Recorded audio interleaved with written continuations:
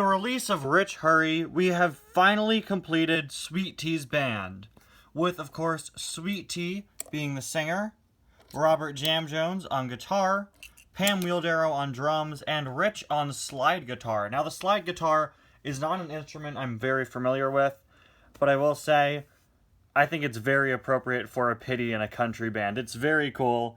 It's basically like a keyboard, but instead of keys, it's a guitar. I would really like to get a keyboard pity someday. I don't know if a pity playing the keyboard has ever appeared like anywhere in any Cars production, but I would really like to get one that plays the keyboard someday. I'd love to have a keyboard accessory for the pitties, but the slide guitar is still very cool.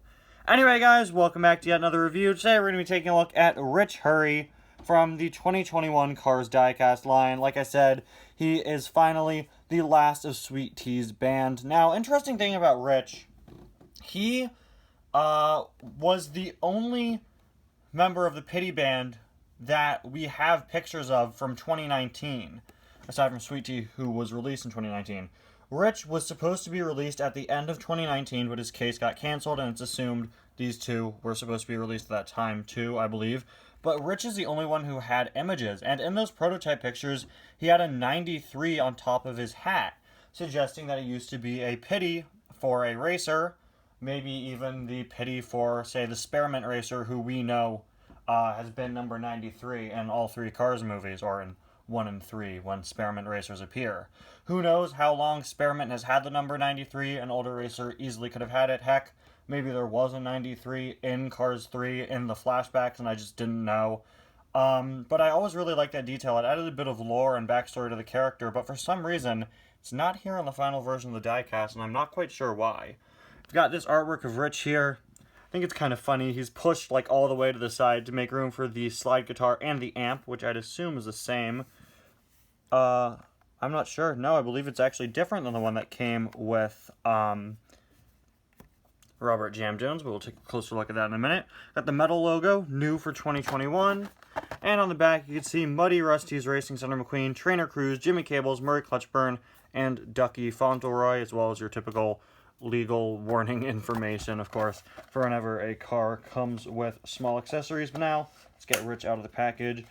Interesting that we have more than one Cars 3 character named Rich.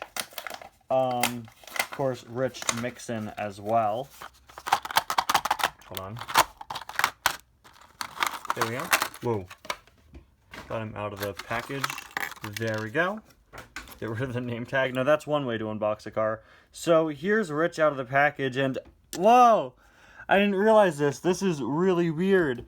I don't think I've seen any pictures of this guy out of the package. His fork assembly is fully shifted over to the side to make it look like he's like sliding on the slide guitar. That is really cool. I think it definitely looks better when he's up against his slide guitar than it does without. Now he just looks kind of weird, and it just kind of looks like somebody pushed it when they weren't supposed to. But when he's up against that slide guitar, it looks really nice.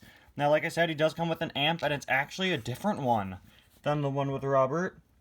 Pretty similar. Heck, all the buttons are in the exact same place. Honestly, what I think it is, they probably just used the mold for this, but smaller. They look identical, but they're just in different sizes. But the fact that they are in different sizes is such a nice touch. The slide guitar itself, looking at the packaging and Rich's artwork, you can see parts of it are supposed to be sticking up, but they're not here. They're just printed on. Really do like how this turned out, though. The bottom is definitely not very nice looking, but the rest of it definitely is. Got a bit of wood texture there, and of course just the guitar stem design there. Very interesting instrument, definitely. Again, I don't think I've ever seen one of these in real life. Can't say I'm familiar with them, but really like Rich's expression. Really like how he looks when he's playing the instrument. Sides and back are all blank. Wheels are actually two different sizes, which is interesting. Oh wait, Robert has that too. Pam, though, does not. As for this guy's mold, I'm not quite sure what mold this is. This might be a new mold for pitties.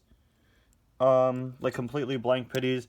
So unlike the piston cup pitties, he doesn't have like the tool belt sort of thing around his back. I'm not quite sure if this mold has ever been used before. If it has, definitely let me know. I know Robert's a new mold. Sweet Tea, of course, is a new mold. But Pam actually is the same as Double Clutch Daily, just with a different fork assembly. But yeah, I'd really like to know, has this guy's mold been used before? If so, for who? He looks very similar to a lot of Plains characters, but I know they're definitely not reusing molds for that.